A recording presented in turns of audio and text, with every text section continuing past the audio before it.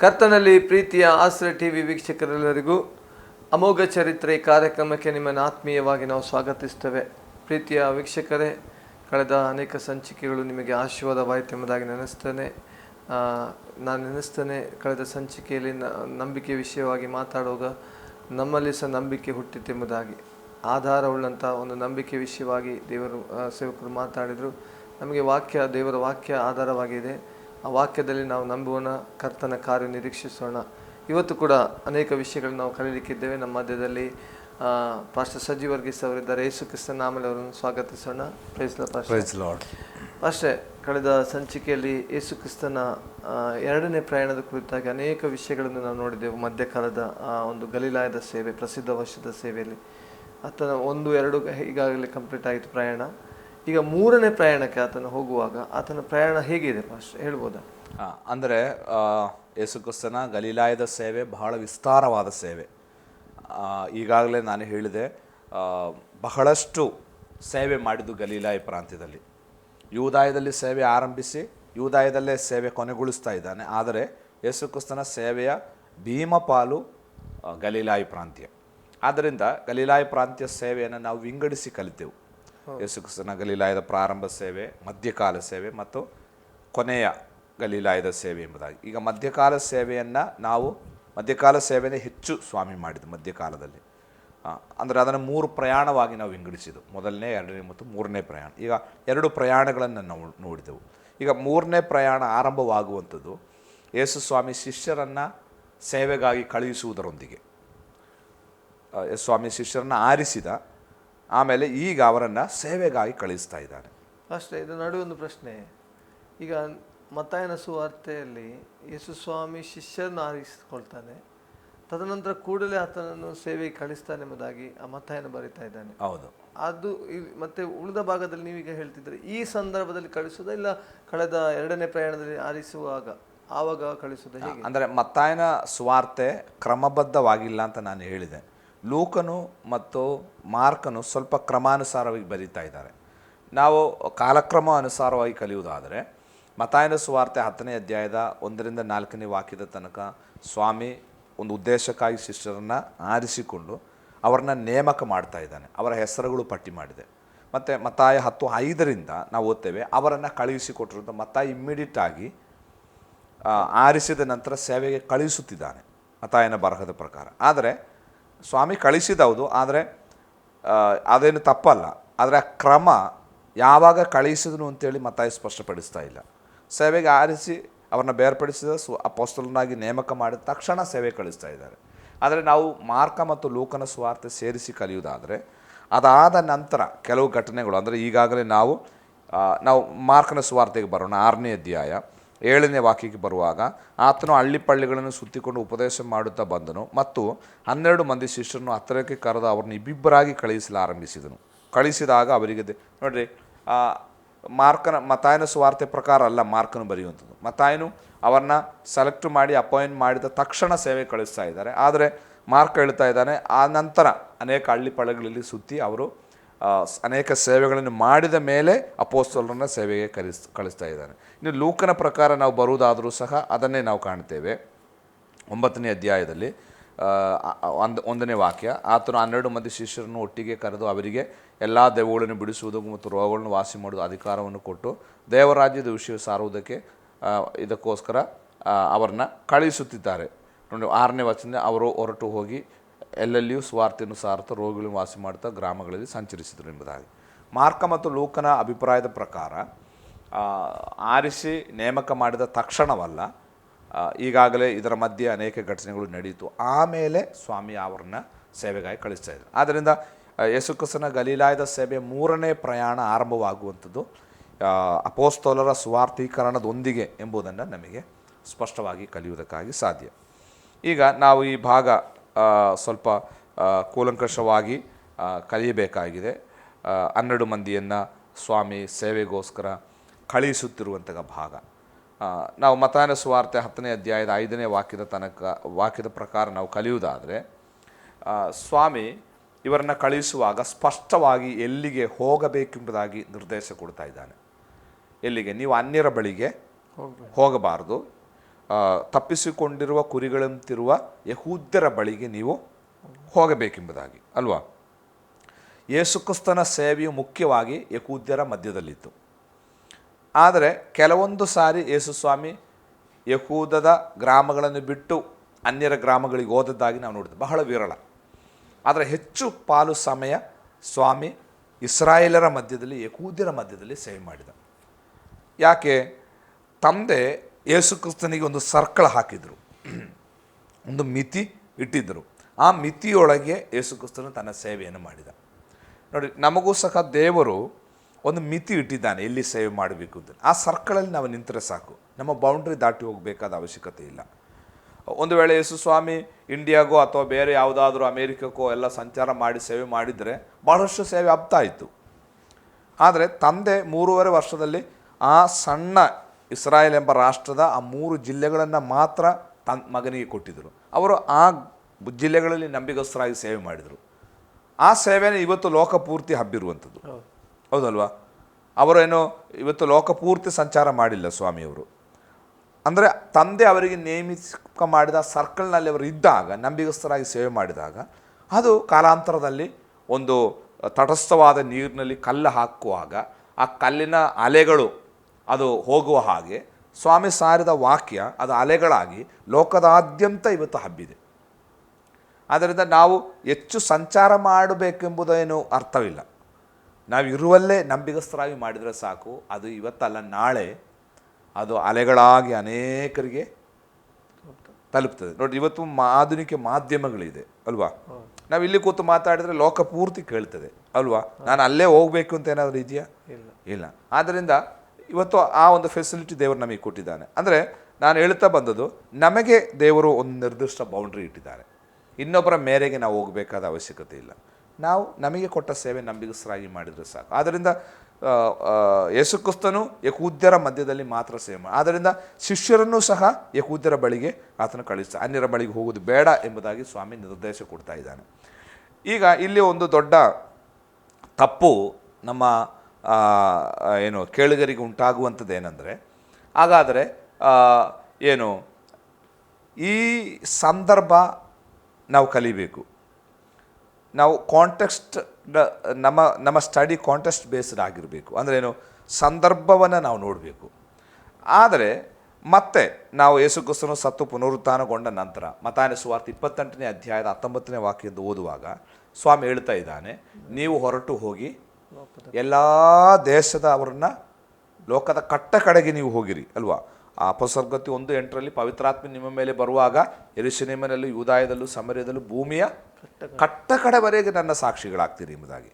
ನೋಡಿ, ಈಗಿನ ನಮ್ಮ ಸೇವೆಗೆ ಆಧಾರ ಮತ್ತಾಯನ ಸುವಾರ್ತೆ 10ನೇ ಅಧ್ಯಾಯ ಅಲ್ಲ, ಮತ್ತಾಯನ ಸುವಾರ್ತೆ 28ನೇ ಅಧ್ಯಾಯ. ಅದು ಅವರಿಗೆ ಮೀಸಲಾಗಿತ್ತು. ಅದಕ್ಕೆ ನಾನು ಹೇಳಿದ್ದು ಕಾಂಟೆಸ್ಟ್ ಬೇಸ್ಡ್ ಆಗಿರಬೇಕು ನಮ್ಮ ಸ್ಟಡಿ ಅಂತೇಳಿ.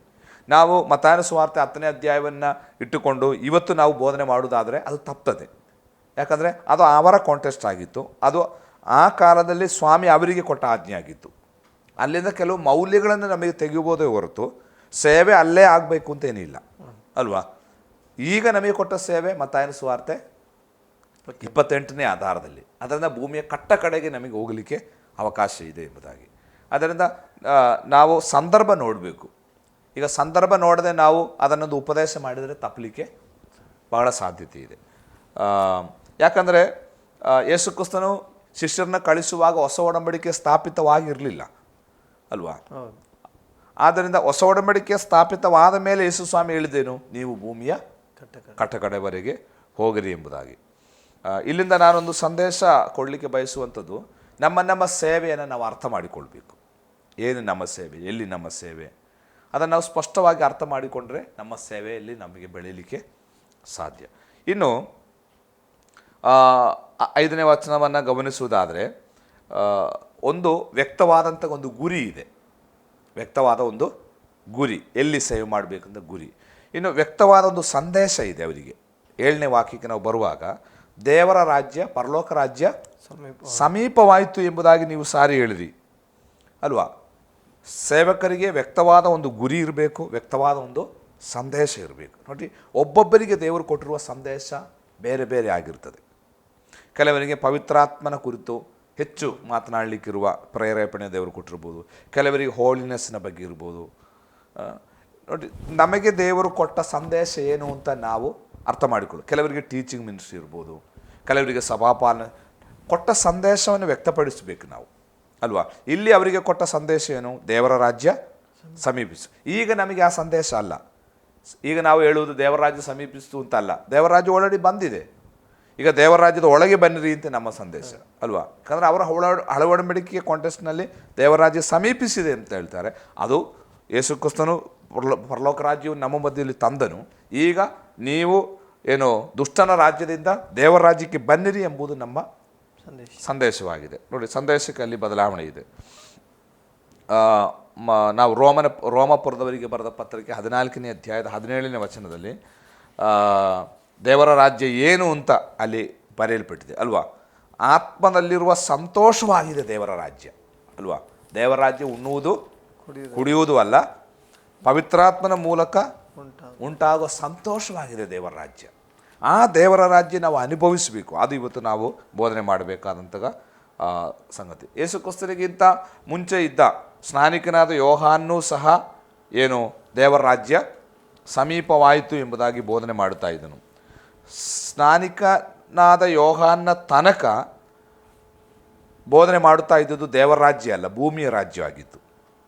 ಹಳವಡಂಬಡಿಕೆ ಪೂರ್ತಿ ಈ ಲೋಕದ ರಾಜ್ಯದ ಕುರಿತಾಗಿ ಮಾತನಾಡ್ತಾ ಇದ್ರು. ಆದರೆ ಯೋಹಾನ್ನು ಪರಲೋಕ ರಾಜ್ಯ ಸಮೀಪಿಸಿತು, ನೀವು ರಾಜ್ಯಕ್ಕೆ ಬನ್ನಿರಿ ಎಂಬುದಾಗಿ ಬೋಧನೆ ಮಾಡಲಿಕ್ಕೆ ಆರಂಭಿಸಿದ. ಯೇಸುವು ಅದನ್ನೇ ಮುಂದುವರಿಸ್ತಾ ಇದ್ದಾನೆ. ಆದರೆ ಇವತ್ತು ನಾವು ಮಾಡಬೇಕಾದ ಸಂದೇಶ, ಕೊಡಬೇಕಾದ ಸಂದೇಶ, ದೇವರ ರಾಜ್ಯ ಬಂದಿದೆ, ನೀವು ಆ ದೇವರ ರಾಜ್ಯ ಒಳಗೆ ಬನ್ನಿರಿ, ಆ ದೇವರ ರಾಜ್ಯದ ಆಶೀರ್ವಾದ ಪಡೆಯಿರಿ, ದೇವರ ರಾಜ್ಯದ ಸಂತೋಷವನ್ನು ಅನುಭವಿಸಿರಿ ಎಂಬುದು ನಾವು ಸಾರಬೇಕಾದ ಸಂದೇಶ. ಈಗ ವ್ಯಕ್ತವಾದ ಗುರಿ ಇದೆ, ವ್ಯಕ್ತವಾದ ಸಂದೇಶವಿದೆ.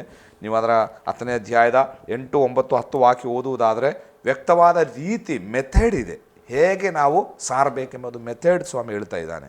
ಅಲ್ಲಿ ಸೌಜನ್ಯವಾಗಿ ನೀವು ಹೊಂದಿದ್ದೀರಿ, ಸೌಜನ್ಯವಾಗಿ ಕೊಡಿರಿ, ಅಲ್ವಾ? ಇವತ್ತು ಇದನ್ನೊಂದು ವ್ಯಾಪಾರ ಮಾಡಿದಂತಹ ಕಾಲಘಟ್ಟ. ಸುವಾರ್ಥೀಕರಣ ಇವತ್ತು ಏನಾಗಿದೆ? ಒಂದು ಲಾಭದಾಯಕ ಬಿಸಿನೆಸ್ ಆಗಿ ಮಾರ್ಪಟ್ಟಿದೆ, ಅನೇಕರ ಹೊಟ್ಟೆಪಾಡಿಗಾಗಿ ಬಿಟ್ಟಿದೆ. ಇದು ವ್ಯಾಪಾರವೋ ಹೊಟ್ಟೆಪಾಡಿಗೋ ನಮ್ಮ ಸಮೃದ್ಧಿಗಾಗಿ ನಾವು ಮಾಡಬೇಕಾದ ಸಂಗತಿ ಅಲ್ಲ. ನಮಗೆ ಇದು ಸೌಜನ್ಯವಾಗಿ ದೇವರು ಕೊಟ್ಟರು, ನಾವು ಅದನ್ನು ಸೌಜನ್ಯವಾಗಿ ನಾವು ಕೊಡಬೇಕು. ಆದರೆ ಅದರ ಒಂದು ಭಾಗ ನಾನು ಹೇಳಿದ್ದು. ಇನ್ನೊಂದು ಭಾಗ ಅಂತಂದರೆ ಬೋಧಿಸುವವನು ಏನು ಕೇಳುವವರಿಂದಲೇ ಜೀವನ ಮಾಡಬೇಕು, ಅಲ್ವಾ? ಹಳೆ ಒಡಂಬಡಿಕೆಯಲ್ಲಿ ಕಣ ತುಳಿವೆ ಎತ್ತಿನ ಬಾಯಿ ಕಟ್ಟಬಾರ್ದು ಅಂತ ಇದೆ, ಅಲ್ವಾ? ಕಣ ತುಳಿವೆ ಎತ್ತಿನ ಬಾಯಿ ಕಟ್ಟಬಾರ್ದು. ಯಾಕೆ? ಅದರಿಂದಲೇ ಅದು ಜೀವನ ಮಾಡಬೇಕು, ಅಲ್ವಾ? ಅದಕ್ಕೆ ಪೌಲ ಹೇಳ್ತಾ ಇದ್ದಾನೆ, ಏನು ಉಪದೇಶ ಹೊಂದುವವರು ಉಪದೇಶಿಸುವವನಿಗೆ ಎಲ್ಲವುಗಳ ಪಾಲು ಕೊಡಲಿ ಎಂಬುದಾಗಿ, ಅಲ್ವಾ? ಅಂದರೆ ಈ ಉಪದೇಶ ಮಾಡುವವರು ಪಾಲು ಸಿಗ್ತದೆ ಅಂತೇಳಿ ಉಪದೇಶ ಮಾಡಬಾರ್ದು. ಆದರೆ ದೇವರು ಅವರಿಗೂ ಜೀವನಕ್ಕೆ ಒಂದು ಮಾರ್ಗವನ್ನು ಅಲ್ಲಿ ಇಟ್ಟಿದ್ದಾನೆ. ಅವರು ಬೇಗ ಹೆಂಗೆ ಜೀವನ ಮಾಡೋದು? ಅವರಿಗೂ ಅವರಿಂದಲೇ, ಕೇಳುವವರಿಂದಲೇ ಸಿಗಬೇಕು, ಅಲ್ವಾ? ಅವರ ಒಂದು ಪಾಲನ್ನು ಅವರಿಗೆ ಸತ್ಯವನ್ನು ತಿಳಿಸಿಕೊಡುವವರಿಗೆ ಕೊಡಬೇಕು ಎಂಬುದು ದೇವರ ವ್ಯವಸ್ಥೆ. ಅಂದರೆ ಸ್ವಾಮಿಯ ಮನೋಭಾವನೆ ಏನು? ಸೌಜನ್ಯವಾಗಿ ನಿಮಗೆ ಸಿಕ್ತು, ಆದರೆ ನೀವೇನು ಮಾಡಬೇಕು? ಅದನ್ನು ಸೌಜನ್ಯವಾಗಿ ನೀವು ಕೊಡಬೇಕೆಂಬುದಾಗಿ. ಈ ಶಿಷ್ಯರು ಹೊರಟು ಹೋದರು ಸ್ವಾಮಿಯ ಮಾತನ್ನು ಕೇಳಿ. ಅವರು ಹೋದಾಗ ಏನು ತೆಗೆದುಕೊಂಡು ಹೋಗಲಿಲ್ಲ. ಅಲ್ಲಿ ಸ್ವಾಮಿ ಹೇಳ್ತಾ ಇದ್ದಾರೆ, ನೀವು ಹೋಗುವಾಗ ಏನು ತೆಗೆದುಕೊಂಡು ಹೋಗಬೇಡ್ರಿ, ಅಲ್ವಾ? ಹೊನ್ನು, ಚೀಲ, ಏನು ಕೋಲು ಏನು ಬೇಡ, ನೀವು ನಾನು ಕಳಿಸಿದ ಹಾಗೆ ನೀವು ಹೋಗಿರಿ ಎಂಬುದಾಗಿ. ವಾಸ್ತವಿಕವಾಗಿ ನನಗೊಂದು ಸಂಶಯವಿತ್ತು. ಇವರು ಸ್ವಾಮಿಯ ಮಾತನ್ನು ಕೇಳಿ ಹೊರಟು ಹೋದರು, ಮತ್ತು ತಿರುಗಿ ಭಾಳ ಸಂತೋಷದ ಬರ್ತಾ ಇದ್ದಾರೆ, ಇವರಿಗೆ ಏನಾದರೂ ಕೊರತೆ ಆಗಿತ್ತಾ ಎಂಬುದಾಗಿ. ಆದರೆ ನಾನು ಲೂಕನ ಸುವಾರ್ತೆಗೆ ಬಂದಾಗ, ಲೂಕನ ಸುವಾರ್ತೆ 22ನೇ ಅಧ್ಯಾಯದ 36ನೇ ವಾಕ್ಯಕ್ಕೆ ಬಂದಾಗ, ಒಂದು ಸಾರಿ ಯೇಸು ಸ್ವಾಮಿ ಈ ಶಿಷ್ಯರಿಗೆ ಕೇಳ್ತಾ ಇದ್ದಾನೆ, ನಾನು ನಿಮ್ಮನ್ನು ಕಳುಹಿಸಿದಾಗ, ಅಂದರೆ ಲೂಕನ ಸುವಾರ್ತೆ 22ನೇ ಅಧ್ಯಾಯ ಅದರ 35ನೇ ವಾಕ್ಯ ಅಲ್ಲಿ, ಮತ್ತು ಆತನು ನಿಮ್ಮನ್ನು ನಾನು ಹಮ್ಮಿಣಿ ಹಸಿಬೆ ಜೋಡುಗಳಿಲ್ಲದೆ ಕಳಿಸಿದಾಗ ನಿಮಗೆ ಏನಾದರೂ ಕೊರತೆ ಆಯಿತೋ ಎಂದು ಕೇಳಲು. ನೋಡ್ರಿ, ಇದು ಯಾವಾಗ? ಈ ಸಂದರ್ಭ, ಸ್ವಾಮಿ ಅವರನ್ನು ಸ್ವಾರ್ಥೆಗೆ ಕಳಿಸಿದ ಸಂದರ್ಭ. ಕೇಳಲು ಅವರು ಏನು ಹೇಳಿದರು? ಅವರು ಏನೂ ಇಲ್ಲವೆಂದು ಉತ್ತರ ಕೊಟ್ಟರು. ನೋಡ್ರಿ, ಅವರು ಹೇಳ್ತಾ ಇದ್ದಾರೆ, ನಿನ್ನ ಮಾತನ್ನು ಕೇಳಿ ನಾವು ಸ್ವಾರ್ಥೆಗಾಗಿ ಹೋದೆವು, ನಾವು ಹೊನ್ನು, ಚೀಲ, ಕೋಲು, ಹಸಿಬೆ ಏನು ಕೆರ ಏನು ತಗೊಂಡು ಹೋಗಲಿಲ್ಲ. ನಾವು ಹಂಗೆ ಹೋದೆವು. ಆದರೆ ನಮಗೇನು ಕೊರತೆ ಆಗಲಿಲ್ಲ. ಇದು ಸೇವಕರಿಗೆ ದೇವರು ಕೊಡುವಂಥ ದೊಡ್ಡ ಒಂದು ಸಂದೇಶ, ಆದರಣೆ ಮಾತು. ನಾವು ಸ್ವಾಮಿಯ ಕರೆಯನ್ನು ಕೇಳಿ ಸ್ವಾಮಿಯ ಮಾರ್ಗದಲ್ಲಿ ಹೋದರೆ, ಹೋಗುವ ಮಾರ್ಗದಲ್ಲಿ ನಾವೇನು ಸಿದ್ಧತೆ ಮಾಡಿಕೊಳ್ಬೇಕಾದ ಅವಶ್ಯಕತೆ ಇಲ್ಲ. ನಾವು ಹೋದರೆ ದೇವರು ನಮಗೋಸ್ಕರ ಎಲ್ಲವನ್ನು ಒದಗಿಸುವ ದೇವರಾಗಿದ್ದಾನೆ. ಆದರೆ ಒಂದು ಮಾತು ನೀವು ಹೇಳಿದಾಗೆ, ದೇವರ ಮಾತು ಸ್ಪಷ್ಟವಾಗಿ ಕೇಳಿ ಹೊರಟು ಹೋಗಬೇಕು. ಸುಮ್ಮನೆ ಹೋಗಿ ಪ್ರಯೋಜನವಿಲ್ಲ ಅಲ್ವಾ? ಅವರು ಹೋದರು, ಅವರನ್ನ ದೇವರು ನಡೆಸಿದ್ರು, ಹಾಗೆ ನಾನು ಹೋಗ್ತೇನೆ ಅಂತೇಳಿ ಹೋಗಿ ಪ್ರಯೋಜನವಿಲ್ಲ. ಸ್ಪಷ್ಟತೆ ಇರಬೇಕು ನಮಗೆ ಅಲ್ವಾ? ಈಗ ರೂತಳು ನವೋಮಿಯನ್ನು ಹಿಂಬಾಲಿಸ್ತಾ ಇದ್ದಾಳೆ. ಮೋವಾಬ್ ದೇಶದಿಂದ ಬೆತ್ಲೆಹೇಮಿಗೆ ಬರುವಾಗ ಓರ್ಫಾ ಮುದ್ದಿಟ್ಟು ತಿರುಗಿ ಹೋದಳು. ರೂತು ಅಲ್ಲಿ ಮಾಡುವಂಥ ಒಂದು ಕಮಿಟ್ಮೆಂಟ್ ಇದೆ, ನಿನ್ನ ದೇವರು ನನ್ನ ದೇವರು ಅಲ್ವಾ? ಅವಳು ಆ ದೇವರನ್ನು ಅರಿತಳು. ಆದ್ದರಿಂದ ನವೋಮಿಯ ಹಿಂದೆ ಹೋದಳು.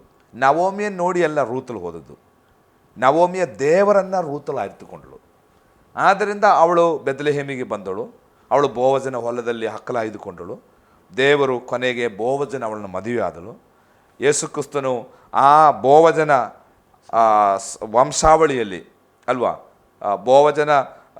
ಬೋವಜನ ಮಗನ ಮೊಮ್ಮಗನಾಗಿದ್ದಾನೆ ಇಷೈಯಿಂದ ದಾವೀದನು ಹುಡ್ತಾ ಇದ್ದಾನೆ. ದಾವೀದನ ವಂಶದಲ್ಲಿ ಯೇಸು ಕ್ರಿಸ್ತನು ಬರ್ತಾ ಇದ್ದಾರೆ ಅಲ್ವಾ? ಅಂದರೆ ಈ ರೂತಳು ಯೇಸು ಕ್ರಿಸ್ತನಿಗೆ ಅಜ್ಜಿಯಾಗಿ ಮಾರ್ಪಟ್ಟಳು. ಇಷ್ಟು ದೊಡ್ಡ ಭಾಗ್ಯ ಅವಳಿಗೆ ಸಿಕ್ತು.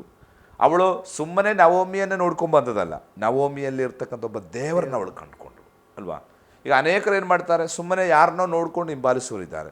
ಇದು ಒಳ್ಳೆ ಮಾರ್ಗ, ಏನು ಕಡಿಮೆ ಇಲ್ಲ, ಅವ್ರನ್ನ ದೇವರು ಚೆನ್ನಾಗಿ ನಡೆಸ್ತಾ ಇದ್ದಾರೆ, ಒಂದು ಒಳ್ಳೆ 10 ಪ್ರಸಂಗ ಮಾಡಿ ಒಂದು ಪಾಸ್ ಆಗಿಬಿಟ್ರೆ ಏನು ನಮಗೆ ಒಳ್ಳೆ ಸಮಾಜದಲ್ಲಿ ಸ್ಥಾನ, ಒಳ್ಳೆ ಆರ್ಥಿಕ ಸ್ಥಿತಿ, ಏನು ಕಡಿಮೆ ಇಲ್ಲ. ಈ ರೀತಿ ಸೇವೆಗಿಳಿಯುವರು ಅನೇಕರಿದ್ದಾರೆ. ಅಂಥವರೇ ಸೇವೆಯನ್ನು ಹಾಳು ಮಾಡುವಂಥದ್ದು. ಆದರೆ ನಮಗೆ ಸ್ಪಷ್ಟವಾದಂಥ ಒಂದು ದೃಢತೆ ಇರಬೇಕು, ಕರೆ ಇರಬೇಕು, ದೇವರ ಮಾತು ಕೇಳಿಸ್ಬೇಕು. ಅದರ ಮೂಲಕ ನಾವು ಹೋದರೆ ಖಂಡಿತವಾಗಿಯೂ ದೇವರು ನಮ್ಮನ್ನು ಆಶೀರ್ವದಿಸ್ತಾನೆ. ಅದಕ್ಕೆ ಸ್ವಾಮಿ ಇವರನ್ನು ಕಳಿಸಿದ್ದು ಯಾರು? ಅವರಾಗಿ ಹೋದದಲ್ಲ, ಸ್ವಾಮಿ ಕಳಿಸುವಾಗ ಜವಾಬ್ದಾರಿಗೆ ಸ್ವಾಮಿ ಇದೆ. ಅದಕ್ಕೆ ಸ್ವಾಮಿ ಇನ್ನೊಮ್ಮೆ ಅವರನ್ನು ಕ್ವಶನ್ ಮಾಡ್ತಾ ಇದ್ದಾರೆ. ನಾನು ಅವತ್ತು ಕಳಿಸಿದಾಗ ನಿಮಗೆ ಏನಾದ್ರು ಕಡಿಮೆ ಆಗಿತ್ತಾ? ಅವರೆಲ್ಲರೂ ಹೇಳಿದ್ರು ಏನು ಕಡಿಮೆ ಆಗಿಲ್ಲ. ಯಾಕಂದರೆ ದೇವರು ಕಳಿಸಿದರೆ ಏನು ಕಡಿಮೆ ಆಗಲ್ಲ. ಈಗ ನಾವು ಮುಂದಕ್ಕೆ ಬರುವಾಗ ಸ್ವಾಮಿ ಇಲ್ಲಿ ಸೇವೆಗೆ ಕಳಿಸುವಾಗ ಅವರಿಗೆ ಹೇಳಿದ್ದೇನು? ನೀವು ಹೋಗುವಾಗ ಏನು ತೆಗೆದುಕೊಂಡು ಹೋಗಬಾರ್ದು. ಆದರೆ ಮತ್ತೆ ಸ್ವಾಮಿ ಅದನ್ನು ಬದಲಾವಣೆ ಮಾಡ್ತಾ ಇದ್ದಾನೆ. ನೀವು ಅದೇ ಲೂಕನ ಸುವಾರ್ತೆ 22ನೇ ಅಧ್ಯಾಯದ 36ನೇ ವಾಕ್ಯ ಓದಿ, ಅದರ ಕೆಳಗಿನ ವಾಕ್ಯ ಓದಿ. ಸ್ವಾಮಿ ಏನು ಹೇಳ್ತಾ ಇದ್ದಾನೆ? ಅದಕ್ಕೆ ಆತನು ಈಗಲಾದರೂ ನೋಡಿ, ಆಗ ಹೇಳಿದ್ದು ಬೇರೆ, ಈಗ ಹೇಳಿದ್ದು ಬೇರೆ. ಈಗಲಾದರೂ ಹಮ್ಮಿಣಿ ಇದ್ದವನು ಅದನ್ನು ತೆಕ್ಕೊಳ್ಳಲಿ, ಹಸಿಬೆ ಇದ್ದವನು ಅದನ್ನು ತಕ್ಕೊಳ್ಳಲಿ, ಮತ್ತು ಕತ್ತಿ ಇಲ್ಲದವನು ತನ್ನ ಮೇಲಂಗಿಯನ್ನು ಮಾರಿ ಒಂದು ಕತ್ತಿಯನ್ನು ಕೊಂಡುಕೊಳ್ಳಲಿ. ಯಾಕಂದರೆ ಆತನು ಅಪರಾಧಿಗಳಲ್ಲಿ ಒಬ್ಬನಂತೆ ಎಣಿಸಲ್ಪಟ್ಟನು ಎಂದು ಬರೆದಿರುವ ಮಾತು ನನ್ನಲ್ಲಿ ನೆರವೇರಬೇಕಾಗಿದೆ ಎಂದು ನಿಮಗೆ ನೋಡಿ. ಇಲ್ಲಿ ಯೇಸು ಕ್ರಿಸ್ತನು ಅಲ್ಲಿ ಹೇಳಿದ್ದನ್ನು ಬದಲಾವಣೆ ಮಾಡಿ ಹೇಳ್ತಾ ಇದ್ದಾನೆ. ಅಲ್ಲಿ ಕಳಿಸಿದಾಗ ನೀವೇನು ತೆಗೆದುಕೊಂಡು ಹೋಗಬೇಡ್ರಿ, ಪರ್ಸ್ ಬೇಡ ನಿಮಗೆ, ಒಂದು ಜೋಡಿ ಬಟ್ಟೆ ಬೇಡ ನಿಮಗೆ, ಇವತ್ತಿನ ಕಾಂಟೆಸ್ಟ್ ಹೇಳೋದಾದ್ರೆ ನಿಮಗೆ ಶೂ ಬೇಡ, ನೀವು ಹೋಗಿರಿ, ಎಲ್ಲ ದೇವರು ಒದಗಿಸ್ತಾನಿದ್ದ. ಆದರೆ ಸ್ವಾಮಿ ಈಗ ಏನು ಹೇಳ್ತಾ ಇದ್ದಾನೆ? ತಕೊಂಡು ಹೋಗಿರಿ ಅಂತ ಹೇಳ್ತಾ ಇದ್ದಾನೆ.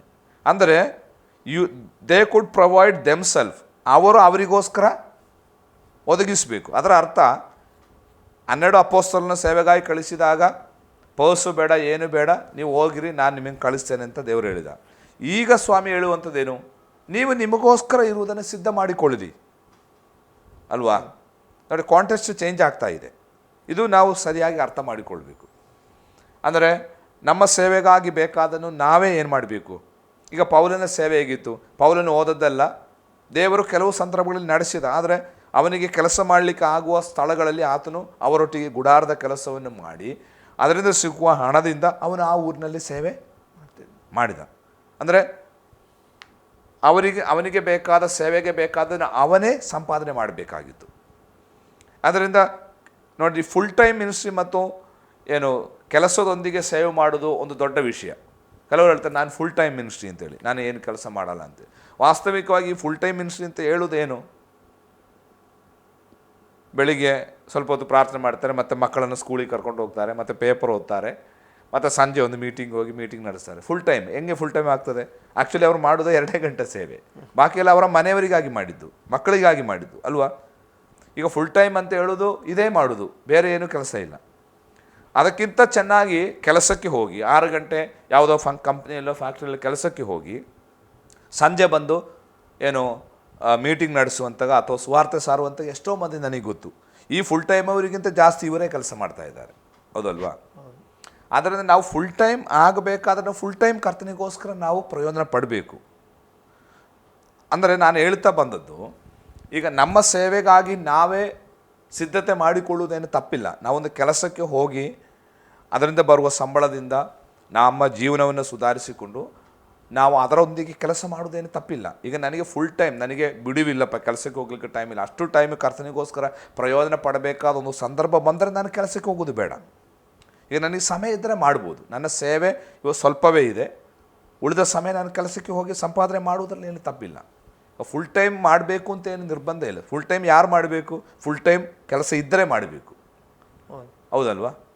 ಇದು ನಾವು ಸತ್ಯವೇದಿಂದ ಕಲಿತುಕೊಳ್ಳುವಂಥ ಇಲ್ಲಿ ಸ್ವಾಮಿ ಹೇಳ್ತಾ ಇದ್ದಾನೆ, ನೀವು ನಿಮಗೋಸ್ಕರ ನೀವೇ ಸಿದ್ಧ ಮಾಡಿಕೊಳ್ಳಿರಿ, ನೀವು ಪರ್ಸ್ ತೆಗೆದುಕೊಳ್ಳಿರಿ, ಸಂಪಾದನೆ ಮಾಡಿರಿ ಅಲ್ವಾ? ಕೆಲವರು ಹೇಳ್ತಾ ಇದ್ದಾರೆ ಸೇವಕರಿಗೆ ಮನೆ ಇರಬಾರ್ದು, ಮಠ ಇರಬಾರ್ದು, ಏನು ಇರಬಾರ್ದು, ಅವರು ಏನು ಇಲ್ಲದವರಾಗಿ ಜೀವನ ಮಾಡಬೇಕು ಅಂತೇಳಿ. ಅದು ಮತ್ತಾಯ 10ನೇ ಪ್ರಕಾರ.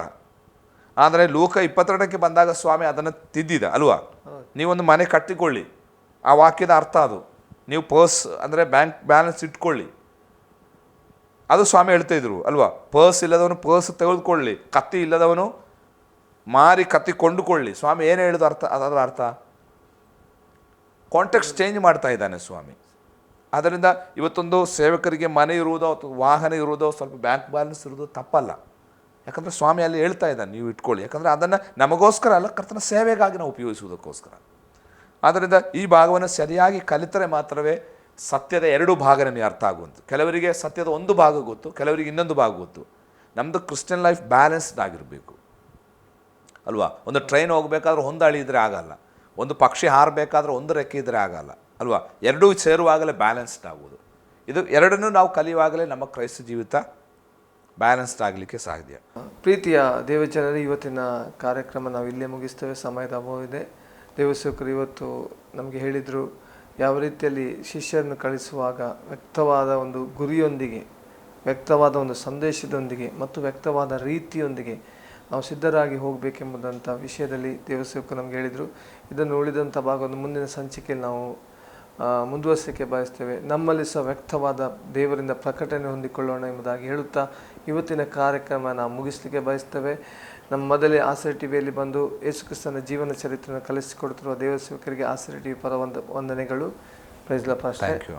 ಪ್ರೀತಿಯ ವೀಕ್ಷಕರೇ, ಇನ್ನೊಂದು ಸಂಚಿಕೆಯಲ್ಲಿ ನಾವು ಬರಲಿಕ್ಕಿದ್ದೇವೆ. ಅಲ್ಲಿವರೆಗೆ ನಿಮ್ಮ ನೆಚ್ಚಿನ ಆಸರೆ ಟಿವಿಯನ್ನು ವೀಕ್ಷಿಸ್ತಾ ಇರಿ. ವಂದನೆಗಳು.